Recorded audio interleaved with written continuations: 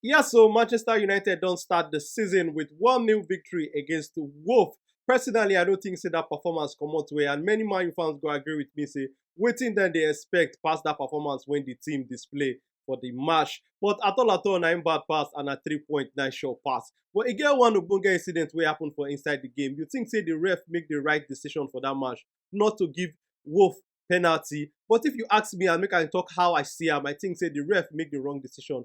Wolves suppose get penalty for that match. But talk your own for the comment section of this video. Make we still talk about the people who make their debut.